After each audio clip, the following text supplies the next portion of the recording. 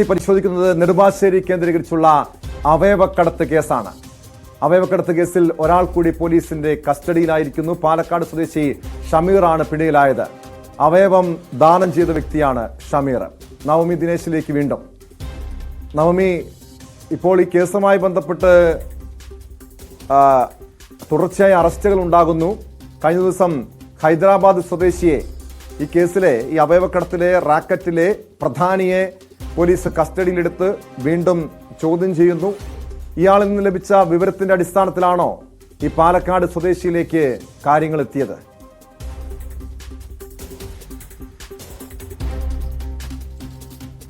നെടുമ്പാശ്ശേരി അവയവക്കടത്ത് കേസിൽ പോലീസ് ഒരു നിർണായക ഘട്ടത്തിലേക്ക് എത്തി നിൽക്കുകയാണ്. ആദ്യമായിയാണ് ഒരു അവയവദാതാവിനെ പോലീസ് കണ്ടെത്തിയിരിക്കുന്നത്. അത് കേരളത്തിൽ നിന്നും അവയവം നൽകിയ ഒരേ ഒരു വ്യക്തി ഷമീറിനെയാണ് ഇപ്പോൾ പോലീസ് കസ്റ്റഡിയിൽ എടുത്തിരിക്കുന്നത്. ഷമീറിനെ വിശദമായ ചോദ്യം ചെയ്യേണ്ടതുണ്ട്. മറ്റൊരു കാര്യം, 2 മാസം മുമ്പ് മാത്രമാണ് ഷമീർ ഇറാനിലെത്തി അവിടെ തന്റെ അവയവ വൃക്ക ദാനം ചെയ്തത്. അതുകൊണ്ട് തന്നെ ചില ആരോഗ്യ പ്രശ്നങ്ങളുണ്ട് ഷമീറിന്. അതിനുശേഷം ഷമീർ നാട്ടിലേക്ക് തിരിച്ചെത്തിയിട്ടുണ്ടായിരുന്നില്ല, പാലക്കാട്ടേക്ക് അല്ലെങ്കിൽ കേരളത്തിലേക്ക് തിരിച്ചെത്തിയിട്ടുണ്ടായിരുന്നില്ല. ഇറാനിൽ പോയി അവയവം നൽകിയതിനു ശേഷം ഷമീർ ആദ്യം ബാങ്കോക്കിലേക്ക് പോയി എന്ന് സുഹൃത്തുക്കളോട് പറഞ്ഞു. പിന്നീട് തമിഴ്നാട്ടിൽ പലയിടങ്ങളിലും, കോയമ്പത്തൂർ അടക്കമുള്ള ഇടങ്ങളിലും ഉണ്ടെന്ന് പിന്നെ പോലീസിന് മനസ്സിലാകുകയും ചെയ്തു. അങ്ങനെ തമിഴ്നാട്ടിൽ നിന്നാണ് ഷമീറിനെ ഇപ്പോൾ പോലീസ് കസ്റ്റഡിയിൽ എടുത്തിരിക്കുന്നത്. ഷമീർ മാത്രമാണ് ഇതുവരേക്കും അവയവം ദാനം നൽകിയ ഒരു വ്യക്തിയായി പോലീസ് കസ്റ്റഡിയിൽ എടുത്തിട്ടുള്ളത്. എന്തായാലും ഷമീറിനെ വിശദമായിട്ടുള്ള ചോദ്യം ചെയ്യലുകൾ നടത്തേണ്ടതുണ്ട്. പോലീസിൽ പ്രധാനമായും കണ്ടെത്തുന്നത് ഇതുവരേക്കും ഈ കേസുമായി ബന്ധപ്പെട്ട ഒരു പരാതിക്കാരനെ പോലീസിന് കിട്ടിയിട്ടില്ല. അതുകൊണ്ട് തന്നെ ഷമീറിന് പരാതി ഉണ്ടെങ്കിൽ ഈ കേസുമായി മുന്നോട്ട് പോകാൻ, ശക്തമായിട്ടുള്ള രീതിയിൽ മുന്നോട്ട് പോകാൻ തന്നെയായിരിക്കും പോലീസിന്റെ തീരുമാനം. ഷമീറിന് ഇതിൽ അവയവം ദാനം നൽകിയത് മാത്രമാണോ അതോ ഇടനിലക്കാരനായി പ്രവർത്തിച്ചിട്ടുണ്ടോ എന്നുകൂടി പോലീസിന് കണ്ടെത്തേണ്ടതുണ്ട്. എങ്ങനെയാണ് ഷമീറിലേക്ക് ഇവർ എത്തിച്ചേർന്നത്, എത്ര രൂപയാണ് ഷമീർ കൈപ്പറ്റിയത് അടക്കമുള്ള കാര്യങ്ങളായിരിക്കും ഇനി ഷമീറിൽ നിന്നും പോലീസ് ചോദ്യം ചെയ്യലിൽ കണ്ടെത്തുക. എന്തായാലും ആലുവ പോലീസാണ് ഷമീറിനെ അറസ്റ്റ് ചെയ്തിരിക്കുന്നത്. അല്പസമയത്തിന് മുൻപാണ് ഷമീറിനെ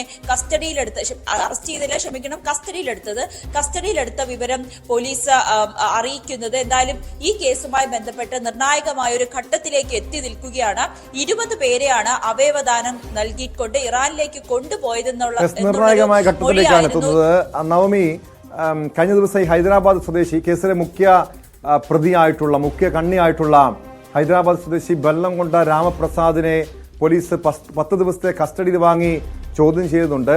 ചില നിർണായകമായിട്ടുള്ള വിവരങ്ങൾ ഇയാളിൽ നിന്നും ലഭിച്ചു എന്നാണ് മനസ്സിലാക്കാൻ കഴിയുന്നത്. കൊച്ചിയിലെ ഒരു ആശുപത്രിക്കും ഈ അവയവക്കടത്തില് പങ്കുണ്ട് എന്ന രീതിയിലുള്ള സൂചനകൾ പുറത്തു വന്നിരുന്നല്ലോ. പോലീസിന് അക്കാര്യത്തിലൊരു വ്യക്തത ലഭിച്ചിട്ടുണ്ടോ?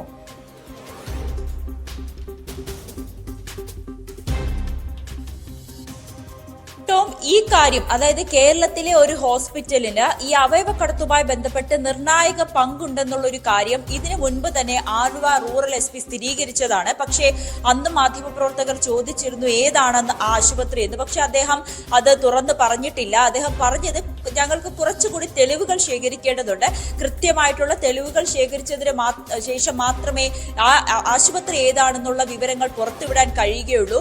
അതുകൊണ്ട് തന്നെ അന്വേഷണ സംഘം ആ ആശുപത്രിയെ കേന്ദ്രീകരിച്ചുള്ള ഒരു അന്വേഷണം ഇപ്പോഴും നടത്തിക്കൊണ്ടിരിക്കുകയാണ്.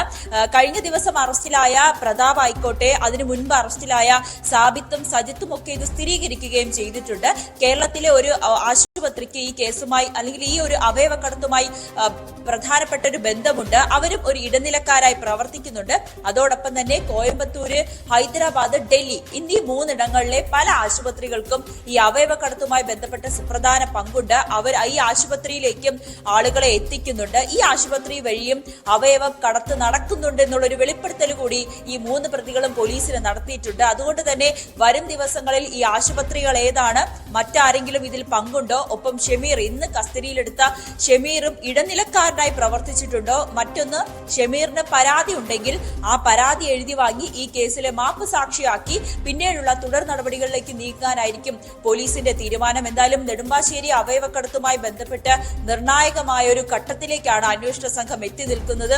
ഇതിനോടകം തന്നെ 10 പേരടങ്ങുന്ന ഒരു അന്വേഷണ സംഘത്തെ ആലുവ റൂറൽ SP നേതൃത്വത്തിൽ രൂപീകരിച്ചിട്ടുണ്ട്. ഇവർ പല ഘട്ടങ്ങളിലായി പല ഇടങ്ങളിൽ ഘട്ടങ്ങളിലായി ഈ ആളുകൾ ഓരോ ഗ്രൂപ്പായി തിരിഞ്ഞാണ് ഈ പോലീസ് ഉദ്യോഗസ്ഥർ അന്വേഷണം നടത്തുന്നത്. ഇതിന്റെ ഭാഗമായി തന്നെ തമിഴ്നാട്ടിലെ വിവിധ ഇടങ്ങൾ കേന്ദ്രീകരിച്ചിട്ടുള്ള ഒരു വിശദമായ അന്വേഷണം തന്നെയാണ് ഈ നടത്തുകയാണ് ഷമീറിനെ ആലുവ റൂറൽ എസ്പിയുടെ നേതൃത്വത്തിലുള്ള അന്വേഷണ സംഘം.